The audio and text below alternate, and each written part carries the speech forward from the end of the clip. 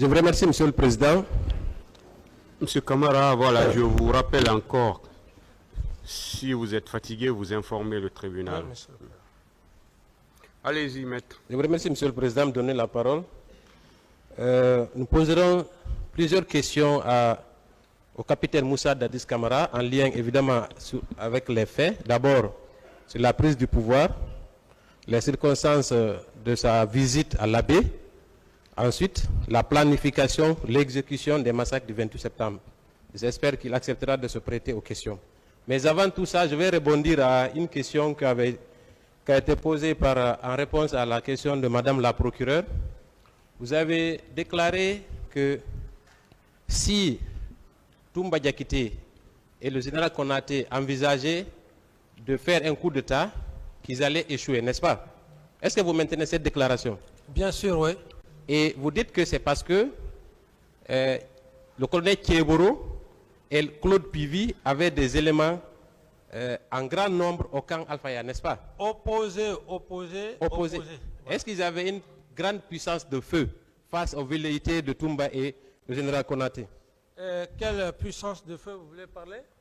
Non, les éléments que ces deux officiers avaient les troupes que ceux-ci avaient. Voilà, ils avaient la possibilité de rivaliser. Je voulais juste vous rassurer.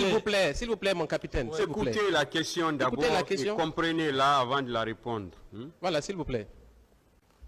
Est-ce que le fait que ces deux officiers aient suffisamment d'éléments, cela constitue pour vous un moyen pour dire que même si Toumba et le général Konaté tentaient un coup d'État, ils allaient échouer, n'est-ce pas? Oui. Très bien. Donc, ce qui signifie que le camp était contrôlé par les éléments de ces deux officiers, oui ou non? Lesquels deux officiers? Monsieur Thieboro et Claude Pivy. Le colonel Claude Pivy, n'est-ce pas? Non, vous confondez une situation d'opération. Je veux vous éclaircir. Allez-y. Je dis simplement, les éléments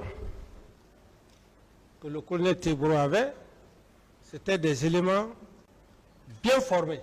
Très bien. Et d'ailleurs, j'ai même eu la chance d'aller calmer la situation. Parce qu'à l'époque, Toumba voulait forcer la situation pour aller prendre ces éléments, mais les éléments de Thieboro n'ont pas voulu. Il a fallu que moi-même, je me déplace pour y aller. Ça, c'est la première force. La deuxième force, Claude Pivy à l'époque, personne aussi ne pouvait l'oser, qu'on le dise oui ou non. Alors, vous pensez que dans une telle situation, le militaire, l'officier est fou? Très bien. C'est pour dire que le complot dont je parle, le complot il est clair. Il fallait faire partir Aïdorba, Salphonse, Aboulaye, s'il vous plaît. S'il vous plaît. Pas se satisfaire sur cette question. Voilà. Est-ce que je peux poursuivre? Oui. Est-ce que cela ne signifie pas que ceux-ci avaient plus de force que Toumba et le général Konaté? Contrairement à la question que vous voulez poser, à l'enceinte du camp, il ne pouvait rien, parce que c'est là-bas où le président... Très bien. Très bien. Ailleurs, à l'extérieur? Non, moi je ne parle pas ailleurs, je parle à l'intérieur du camp. Ouais. Donc à l'intérieur du camp, les forces les plus importantes, c'était celles du colonel Thieboro et du colonel Claude Pivy, oui ou non? Non, pas les forces les plus... Il faut dire que les forces les plus... Voilà, deux forces redoutables, s'il faut le dire ainsi. S'il vous plaît.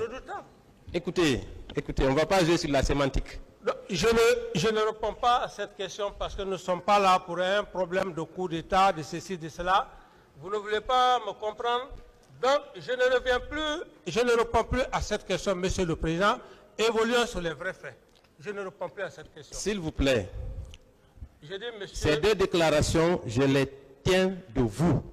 Vous avez dit qu'à l'enceinte du camp, les éléments du colonel Thieboro et ceux de Claude Pivy étaient les plus forts, oui ou non? Je dis bien que ces éléments ne pouvaient pas rester au camp et que Sekouba et Toumba parviennent effectivement à me renverser. Très bien. Donc, à l'enceinte du camp, personne ne pouvait avoir le contrôle du camp, n'est-ce pas? Je n'ai plus de réponse à cette question. Je ne suis pas là pour rentrer dans... Il y a une contradiction, mon non, capitaine. je dis bien que je n'ai plus de réponse à cette question. Je ne suis pas là. Est-ce que dans ces conditions... pour parler d'un problème de coup d'État, je vais respectez poser mon une autre droit question. au silence. Respectez mon Monsieur droit au Camara, silence. si vous dites que vous ne répondez plus, alors Voilà. calmez-vous. Là, Je ne voilà, réponds vous plus à pouvez cette arrêter question. de parler maintenant. Voilà, je ne réponds plus à cette question.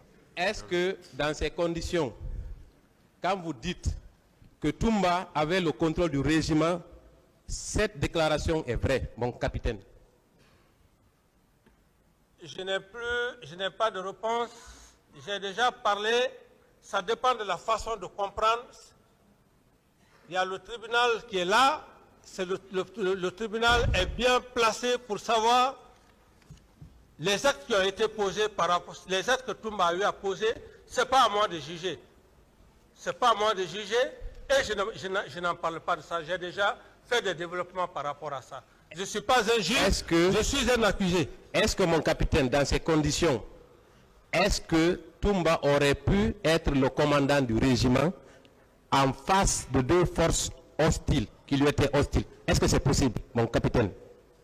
J'ai été clair avec vous, je crois que c'était hier, j'ai dit que dans ses déclarations, il a reconnu, noir sur blanc, lorsqu'il disait que les autres ne le savaient pas, que moi j'étais le commandant du régiment, c'est pas moi qui l'ai inventé. Et si il est parvenu à dire, même s'il n'y a pas eu un acte, ça veut dire que c'est une usurpation de pouvoir en matière de droit, c'est là, en matière de droit pénal, c'est à corriger, c'est à sanctionner. Même s'il n'a pas un acte. Mais le simple fait qu'il ait joué ce rôle, aller sortir 26 éléments du camp, écrit noir sur blanc, et devant le président du tribunal, il reconnaît qu'il a été commandant du régiment, mais ça ne dépasse pas. Les faits sont têtus. D'autres questions ou quelle est la question? Mon capitaine, vous savez, moi je voudrais que vous acceptez de répondre aux questions qu'on vous pose. Quand vous faites trop de commentaires, tout le monde se perd. Moi je vous ai posé la question de savoir, est-ce que c'est vous qui avez, est-ce que c'est Toumba qui avait le contrôle du camp? Visiblement ce n'est pas le cas, n'est-ce pas? Je ne réponds pas à cette question. Très bien.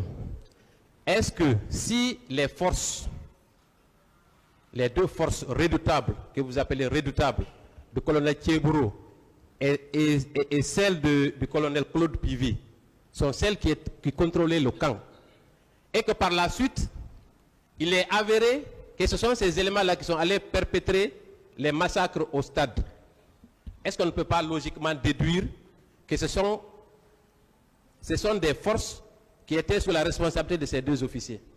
Est-ce qu'on ne peut pas les incriminer? Vous confondez, vous êtes un homme de droit, vous confondez le rôle des militaires. Ici, vous êtes en train de parler, de dire des hommes forts. Dans l'armée, il y a ce qu'on appelle force opposée. Une force opposée empêche, même si l'intéressé a une puissance, mais dès lors qu'il y a une force opposée à l'intérieur de forces opposées, l'intéressé ne peut pas atteindre ses objectifs. C'est ce que je veux dire. Maintenant, quant à savoir le degré, ils tiennent le camp, tout ça et consort, est-ce que dans le régiment, je ne réponds pas à cette question. Est-ce que dans le régiment, oui, ce ne sont pas des hommes qui sont choisis justement en raison de leurs compétences et de leur loyauté envers le chef? Ici, le régiment, Oui. je vais être très clair, très sincère. Je ne suis pas quelqu'un qui passe au gauche. C'est la confiance que j'ai portée à M. Toumba. Je l'ai portée aveuglément confiance. Ça, je le reconnais. Je l'ai porté aveuglément confiance.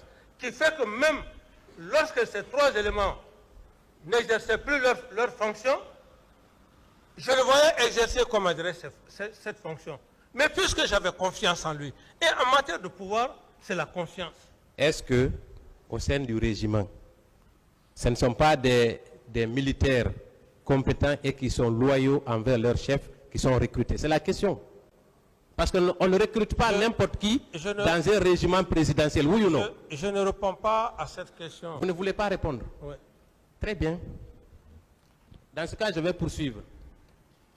Quand vous étiez aux affaires, mon colonel, vous avez reçu des armes du colonel Kadhafi. Mon capitaine, je suis capitaine et je vais respecter ces grades jusqu'à ma dernière demeure. Très bien. C'est bon, M. Camara, c'est bon. Mon capitaine, rectifié, mon capitaine. Il a rectifié, il a déjà rectifié. Voilà. Mon capitaine, Voilà. je ne suis pas colonel. Vous savez, je n'ai pas beaucoup de notions militaires, mais quand quelqu'un qui est capitaine, on l'appelle général, c'est une marque de respect, il me semble, n'est-ce pas? Non, dites-moi, capitaine. Posez des questions, maître. Non, Monsieur le Président, s'il vous plaît. Ok, merci beaucoup. Dites-moi, est-ce que pendant votre régime, vous n'avez pas reçu d'armes venant de la Libye? Non, je n'ai reçu que des pick-up. Des pick-up. Oui. Quand M. Toumba Diakité était à cette barre, Oui. il a déclaré que les jours qui ont précédé les événements du 28 septembre, un camion a été chargé d'armes qui devaient servir à la répression. Est-ce que vous maintenez, qu'est-ce que vous en dites? Ça n'engage que lui.